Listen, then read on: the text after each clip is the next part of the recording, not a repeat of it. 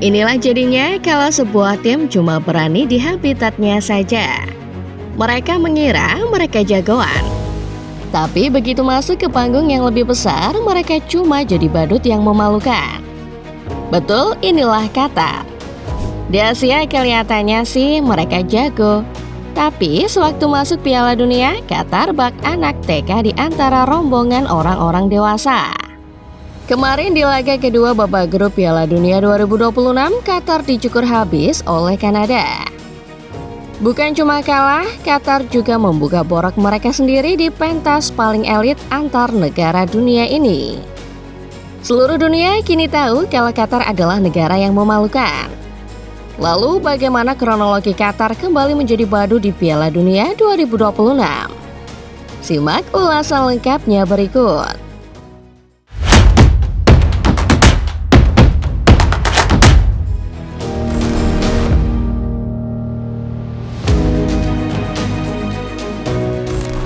Qatar mengawali kampanye mereka dengan catatan yang cukup meyakinkan.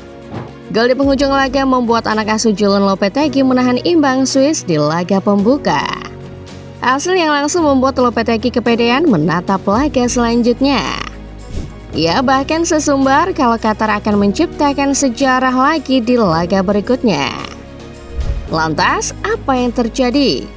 Betul, Qatar mencetak sejarah. Tapi bukan sejarah manis, melainkan sejarah kelam. Menantang tuan rumah Kanada, Qatar diajari cara main yang benar oleh anak asuh Jesse Marsch. Tidak perlu ditanya sebabuk apa Qatar di match itu. Jonathan David yang sepanjang musim 2025-2026 saja sampai bisa nyekor 3 kali. Laga baru berjalan 30 menit, gawang Qatar sudah kebobolan 2 kali. Satu dari Kelarin dan satu lainnya dari David. Alih-alih membalas celang rehat, gawang Qatar malah jebol lagi oleh David.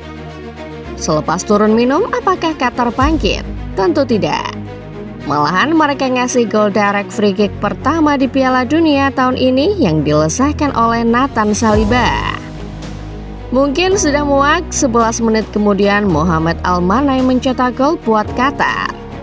Tapi bukan ke gawang lawan, melainkan ke gawang sendiri. Qatar sudah dalam posisi tertinggal 5 gol. Tapi lagi-lagi gawang mereka dijebol dengan entengnya oleh Jonathan David di akhir laga. Bahkan komentator pun keheranan. Kok bisa juara Asia kalah sebegitu besar?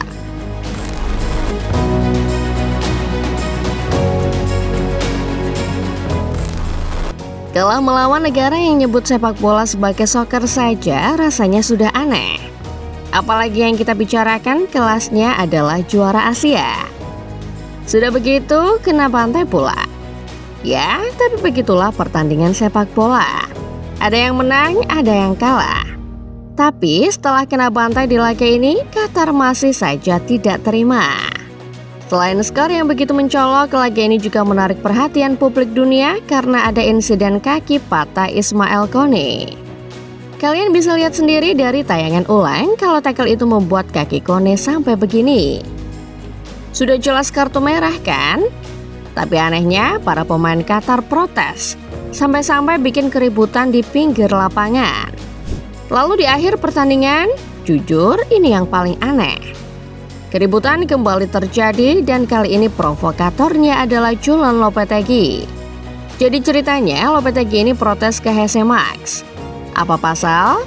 Lopetegui tak terima karena bahkan sampai menit akhir sekalipun Kanada masih menyerang habis-habisan pertahanan Qatar. Menurut Lopetegui itu tindakan tak sportif. Iya benar, kalian tidak salah dengar. Mengutip Give Me Spot, Lopetegui kesal karena dalam posisi timnya sudah kena bantai, Kanada tidak mengendurkan serangan sama sekali. Bahkan sampai masa injury time. Coba bayangin, masa main bola nggak boleh nyerang? Kocak. Kalau nggak mau kena bantai, ya benerin dong itu pertahanan. Qatar sendiri menerima 2 kartu merah di pertandingan ini. Pelatih SM Marsch sampai geleng-geleng kepala melihat aksi lawannya ini. Marsch sepertinya merasa baru kali ini ia melihat ada tim melakukan protes padahal jelas-jelas bersalah. Tapi Marsch tak mau memperpanjang masalah itu. Toh Qatar sudah terkapar tak berdaya juga.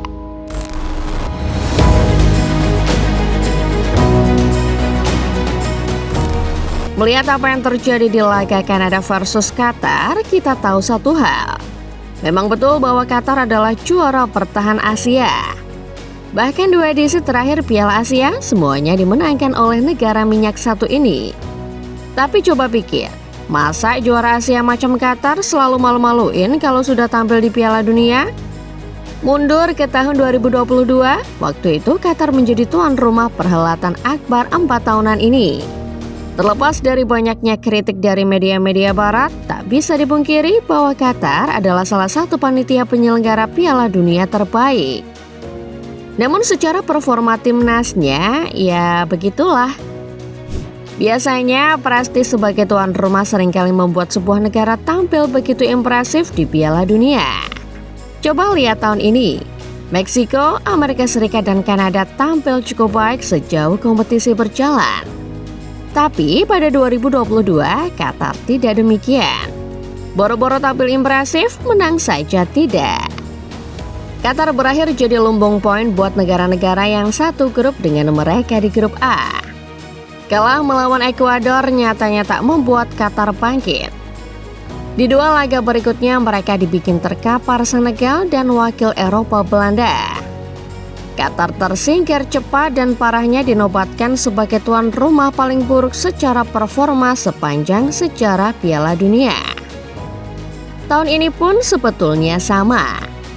Tidak ada yang spesial dalam penampilan timnas Qatar saat menghadapi Swiss di partai pembuka. Untungnya ada tambahan waktu. Qatar pun mencetak gol di akhir tambahan waktu tersebut. Siapa yang mencetak golnya? Pemain Swiss Miro Muhem lewat gol tandukan bunuh diri.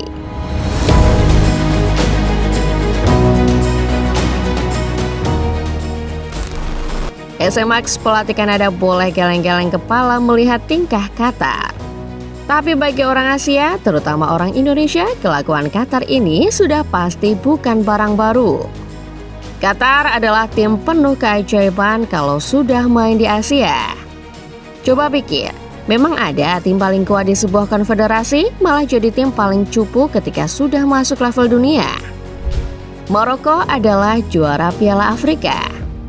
Di Piala Dunia, kalian lihat sendiri seperti apa permainan mereka.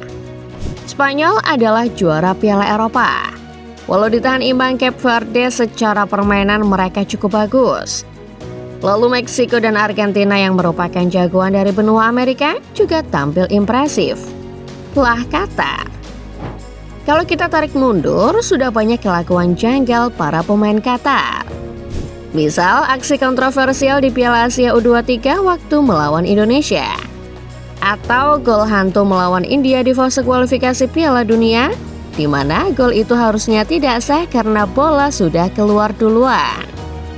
Masih ingat juga bagaimana FIFA seolah memberi karpet merah dengan menunjuk Qatar sebagai tuan rumah kualifikasi ronde keempat kan? Belum ditambah aksi buang-buang waktu mereka saat bersua UAE di kualifikasi ronde ketiga.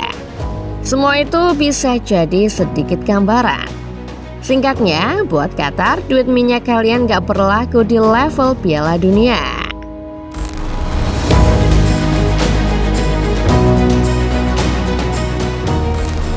Kekalahan melawan Kanada praktis membuat misi Qatar semakin berat. Anak asuh Julen Lopetegui kini mendekam di posisi juru kunci grup B. Memang sih masih ada harapan untuk lolos via posisi 2 besar. Tapi dengan 1 laga tersisa, sulit rasanya Qatar bisa melaju. Apalagi lawannya adalah Bosnia. Kita tahu kalau Bosnia adalah negara yang menendang Italia dari playoff Piala Dunia 2026. Kalau Italia saja bisa mereka tendang, apalagi Qatar yang secara kualitas jauh di bawah. Secara hitung-hitungan, misi lolos juga amat mustahil buat Qatar. Untuk lolos via peringkat kedua, mereka perlu menang 10-0 lawan Bosnia. Itu pun Swiss harus kalah dan tidak cetak gol lawan Kanada. Bagaimana dengan jalur peringkat ketiga terbaik? Ya, cukup sulit juga rasanya. Per narasi ini dibuat persaingan di tabel klasemen peringkat ketiga, semua grup masih begitu ketat. Ada nama-nama macam Turki, Belanda, Senegal, bahkan Yordania yang sedang bersaing di sini. Melihat fakta ini, mustahil rasanya Qatar lolos ke fase gugur. Dari kekalahan Qatar, kita belajar pentingnya untuk membangun prestasi dengan kerja keras, bukan dengan kekuatan uang minyak dan lobi-lobi para petinggi. Kalau sudah kena bantai, malu sendiri kan akhirnya? Sekarang dunia sudah mulai menaruh curiga. Kok bisa tim sepayah ini jadi juara Asia? 2 kali beruntun pula. Ya, cuma mereka yang tahu bagaimana caranya. Akhir kata, Qatar telah memperlihatkan sendiri borok mereka di hadapan dunia. Bukan cuma soal performa, tapi juga soal kelakuan dan sportivitas. Kalau menurut kalian, layakkah Qatar lolos ke babak 32 besar? Komen di bawah ya. Like video ini kalau kalian suka, subscribe Starting 11 Moment dan jangan lupa nyalakan notifikasinya, supaya kalian gak ketinggalan setiap update serta bahasan-bahasan menarik seputar sepak bola lainnya. Terima kasih dan sampai jumpa.